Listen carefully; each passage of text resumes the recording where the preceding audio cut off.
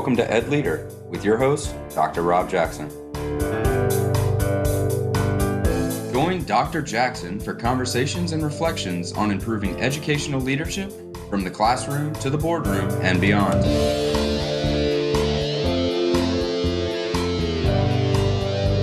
Educational leadership is an ever-evolving opportunity to make a real and lasting difference in the lives of students, parents, and the community.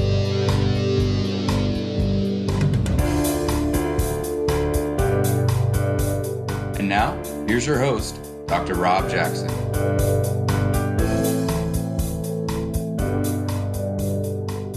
Hi, friends. Welcome to the EdLeader podcast. I'm your host, Rob Jackson, and I want to thank you for spending time with me today. As EdLeaders, we focus on children, not the challenges. We do not ignore the barriers or the circumstances. We work through them by bringing together a team of caring experts who work collaboratively to support students. Speaking of a team working together, thank you for helping to grow the EdLeader podcast community. This week, the podcast hosting service reported the EdLeader podcast has listeners in 1,096 cities in 43 countries on 6 continents. Wow, and thank you.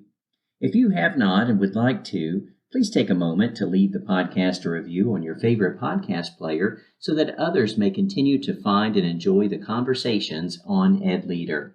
On today's episode, I am joined by another amazing EdLeader. Let's get to it. Today's guest is a professional school counselor. She spent the majority of her career serving military students and families in the Onslow County School System, which is home to the United States Marine Corps Camp Lejeune. She's worked to provide students with the knowledge and skills to be healthy and successful in the 21st century. She served on the board of directors for the North Carolina School Counselor Association for several years and currently serves as president of the association. She completed her master's degree in counselor education as well as a Master of School Administration degree at East Carolina University. She frequently presents on school counseling, practice, and leadership. Please help me welcome today's guest, Miss Brittany Norman. I am so delighted to have the opportunity to spend time with a hero, an incredible hero who does so much for so many. Brittany Norman, welcome to the EdLeader podcast. Good afternoon. Thank you so much for having me. Absolutely. It really is my pleasure to spend some time with you, particularly as we're recording this. It's National School Counselor Week, and so we have the opportunity to talk about and amplify the incredible work of school counselors in our school systems across our state, across the country, and certainly around the world. And I really appreciate your work in doing that, particularly as the president of the North Carolina School Counselor Association. As we think about school counselors and kind of get into that conversation, I'd like to start with your journey. What led you to deciding that you would like to spend your professional life helping others through the role of school counselor? Wow, that is a great question. Definitely wanted to be a helper. Growing up, I knew I wanted to help people. I wasn't sure what that looked like.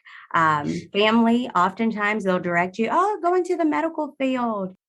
No, that wasn't my jam. But I took a liking to working with kids, and I'm always amazed when I'm working with students and just thinking about the future and just the possibilities and how far education has come from when I was a student, that it keeps me going. And you mentioned how far education has come, or how far our understanding of how to support students have come. And one of the things, particularly during School Counselor Week, that I became aware of and really should have been aware of all along is that even the title of the role has changed. Way back when the earth was cooling and I was in school, I had a guidance counselor, and I loved my guidance counselor. And we no longer refer to our school counselors as guidance counselor because the role is so much bigger. And so just seeing that metamorphosis, the evolution of the role has just been outstanding. How's the role kind of changed during the course of your career? Wow. Yes, thank you for acknowledging that. I think as a profession, we're doing our best to really advocate and provide more information and awareness on how the profession has transformed. So I'm trying to think back when I had a guidance counselor. When we think about that role, it's more so. It's more of a reactive role. They tend to work in isolation, perhaps working with certain groups of students. But now it is changed in a way that we're seeing a more proactive approach. We're using data that we have at the school to meet the needs, not just of some students, but all students, just working together. It's more of a collaborative approach. We know we can't do it by ourselves. There are times where we have to enlist in the support, whether it's the social worker or the school psychologist, but it's definitely more of a collaborative, multidisciplinary approach to supporting our students.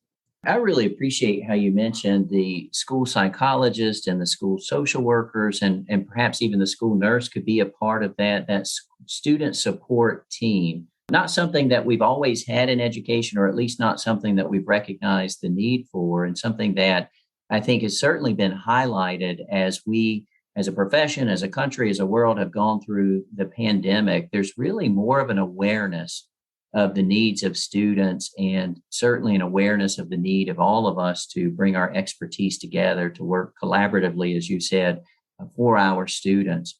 What does a high functioning student support team look like? And what's kind of the role of the school counselor in that team as you're doing your work?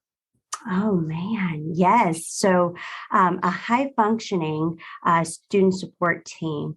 I think the best way to start off is to think of the analogy of building a house.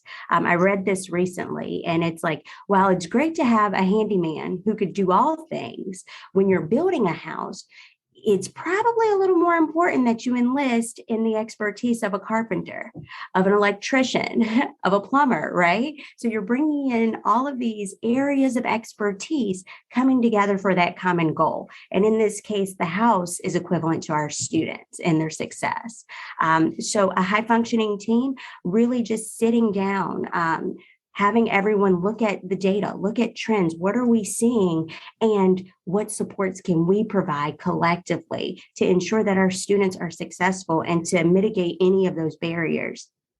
That's such a powerful analogy. I'd not heard that analogy used before, but you're exactly right. A handyman can kind of keep the house up once the house is there. But if we're building the house, I want that person who's going to make sure it keeps standing and the water flows only where we want it and the electricity does what it needs to do so the lights come on when I hit the switch. And so you're exactly right. We do need experts and their expertise as we support our students, particularly as the challenges seem to be exasperated in this time. What challenges are you seeing maybe that are somewhat new, or maybe just bigger for our students as a result of all the pandemic has meant for children and families? It's been a challenge for sure, and I think you hit the nail on the head when you said it's kind of been exacerbated a little bit. I do feel like it brought to light a lot of challenges, a lot of unique challenges. One of the things that we do in the association is we collect feedback. So, that helps us craft our professional development. So, what are you seeing? What are the trends? How can we provide support to school counselors across the state?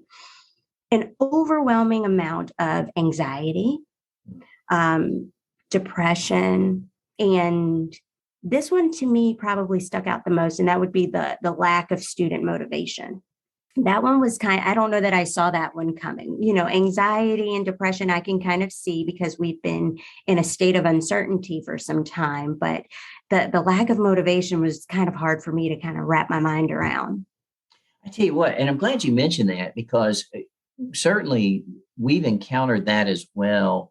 And I'm not sure if some of that is because our students are really in their third school year impacted by the pandemic. And in our area of the state, prior to that, they were also impacted by a major hurricane. So lots of life events that kept them from attending school on a regular basis, face to face, that kept them away from the structure they're used to and away from some very caring, loving adults, teachers, school counselors, and others in the building.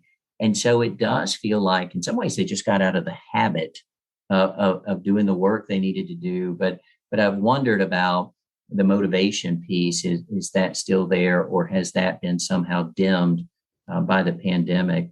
What advice would you have for school counselors or teachers or administrators in terms of when we come across this almost apathy of students, this seemingly loss of desire to work or to really be engaged in school? Yes, definitely. We're seeing it. We're having those conversations at the table. A lot of what we've found that has been successful is motivational interviewing or motivational coaching, just trying to get students to do some reflecting, trying to find that spark that they once had. Whereas I'll say BC, before COVID, it was a lot easier to find, right? Now, I think with all of the different layers that the pandemic has brought us, it's been a lot more challenging to get students to engage and really tap into those desires and those motivation, those internal motivating factors. Right. And it seems like ensuring our children can imagine a bright future when it just seems like there's a lot of negativity, or has been a lot of negativity, almost reawakening that imagination. And those motivational interviews you mentioned, I could certainly see that as an opportunity to really have those conversations with students and to encourage them around this can be, this will be, we'll move forward. I just appreciate the role of a school counselor in helping with that work in terms of encouraging our students and helping to motivate our students. It's definitely, like I said, it's a challenge for sure, but I think you're right. I think it's reopening the door of possibility. As you said, we're going into our third school year. And if you're on the southeastern part of North Carolina, it's been much longer than that with the hurricane. But letting students know that almost sharing that optimism again, like possibilities, opportunities, they're still there. We might have to dig a little deeper, but it's okay. And we can get there. Almost reinstilling hope, if you will. Absolutely. Well, I certainly could see, and maybe a good analogy is counselors as those who share hope, who apply hope, who are givers of hope or reminders of hope, and for being purveyors of hope.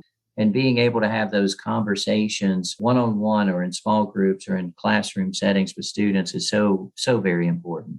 I tell you, I really appreciate the work of the North Carolina School Counselor Association in highlighting and amplifying the work of school counselors and really the work of the profession. I recently encountered a tweet, and you may have as well, that was a bit tongue-in-cheek, certainly meant to draw a laugh, and it did for me. But it referred to school counseling is not the junk drawer of the school. And when I saw that at first, I started to laugh, and then I thought about it, and I laughed even more because it just seems like school counselors wind up with duties as assigned, whether it's at one point testing. Counselors had a lot to do with testing, and we've drawn back from that, I hope. And anything that came up, it seems like we were grabbing the counselor in a way that maybe we certainly shouldn't have. But what should a school counselor be spending their time doing? If I'm the administrator in the building and I obviously want the very best school counseling program I can have, what would that look like to me? What would I see happening?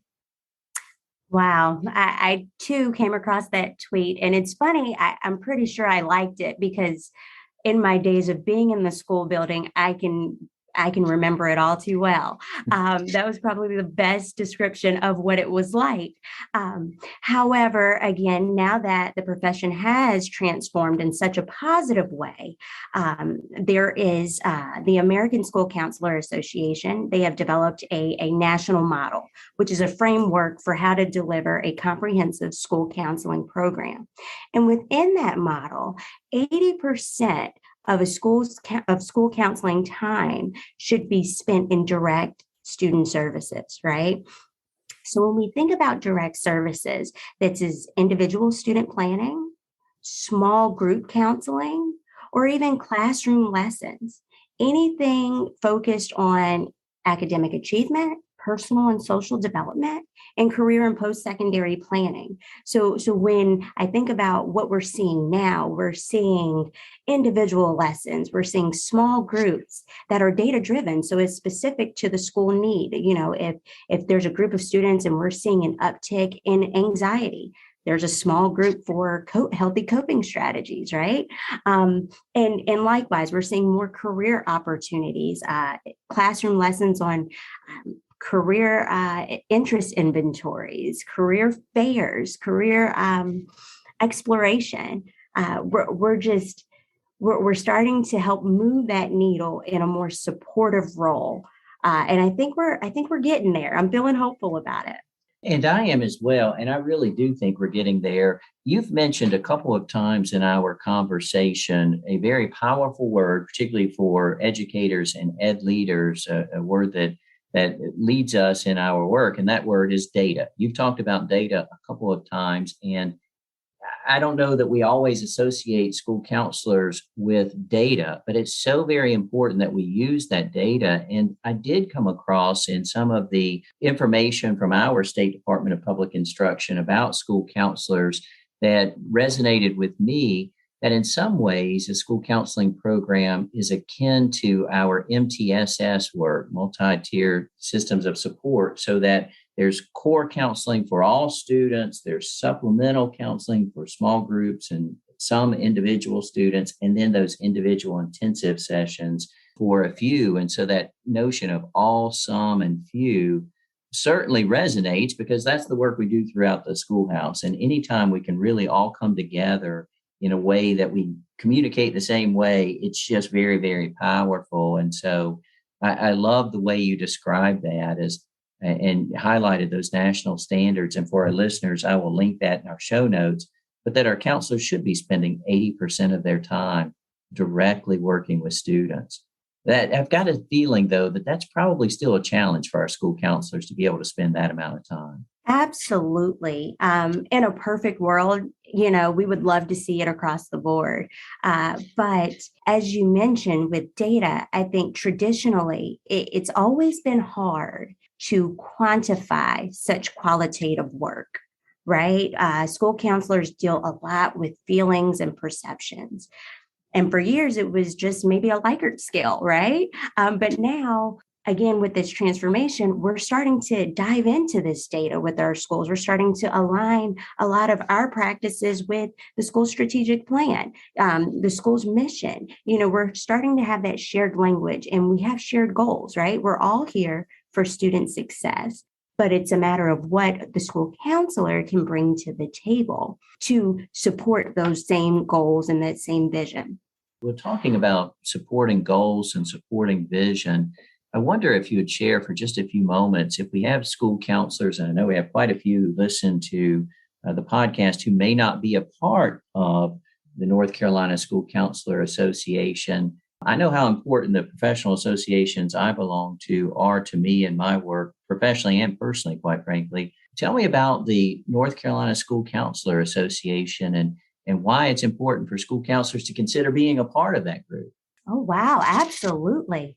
It is a state association solely developed to support the needs of the school counselors and the profession. So for me personally, as a school counselor, a lot of times, especially if it's just you're working in isolation Right. at times. No one on your campus can speak your language entirely, but this to me is a network of professional school counselors who are all here to support each other, share ideas, share best practices so that together we can meet the needs of all of our students. It's a really good opportunity. We offer professional development. We're just doing really good things. And I encourage any school counselor, whether you're a student, retired, or still a practicing school counselor, feel free, reach out. Please contact me. We'll be happy to answer any questions you might have. And we invite you to join our team. And I love that team. join our team, because it really does take a team. And as you shared, certainly it resonates in my experience that school counselors often are the only school counselor on the campus, just like the principal is the only person on the campus doing the work the principal is doing. And so having a network, having colleagues that you can reach out to and share problems of practice and hear best ideas or share best ideas is so very powerful. And I certainly appreciate the role of the association in advocating for and supporting school counselors, because we depend on our school counselors so greatly in supporting our students and helping them achieve success. And so as we begin to draw our conversation to a close today, and thank you for being so generous with your time, Brittany, I very much appreciate it. What advice might you have for educators right now, for teachers who have a classroom full of students? And like you said, the students may be a bit apathetic. The students may be dealing with anxiety and all the things that come along with just being a child. But in this time, with everything else going on, what advice might you have for our educators? Oh, that's a good question. Hang in there. It's a tough time. I'd be lying if I said that it wasn't. But even in the tough times that we're in, we are tough as educators. I do feel like education is a profession that is more of a calling. We are here for a reason. We are here in this season to support our students for a reason. We were called for a specific reason. So we have to continue to support one another, hang in there, because we're going to come out of this, and we're going to come out of this stronger than ever. Sometimes it's hard to see it, but I'm hopeful. I really am. And we just have to hang in there. Absolutely. That's a powerful message. Hang in there. And I appreciate you and school counselors for being purveyors of hope and being those who remind us this too shall pass and forward we will go. Brittany Norman, thank you so much for everything you do every single day as a lead school counselor in Onslow County School System and as the president of the North Carolina School Counselors Association. I truly appreciate you and thank you for this time together. Thank you. It's been a pleasure. I hope that you enjoyed our time together today with Miss Brittany Norman. As she described the need for expert craftsmen in building a house, I recognize that we too need experts on our student support teams. Our school counselors are certainly those experts and are purveyors of hope. Speaking of purveyors of hope, thank you for spending time with me today, and thank you for all that you do for every student, every teacher, and every staff member. You are making a difference. If no one else has told you, I want you to know that I believe in you. Good day. Thank you for listening to the EdLeader podcast. Please subscribe to the podcast and consider leaving a review with 5 stars on Apple Podcasts so that we may continue to grow the EdLeader community. We hope that you have enjoyed your time with Dr. Jackson. Until next time.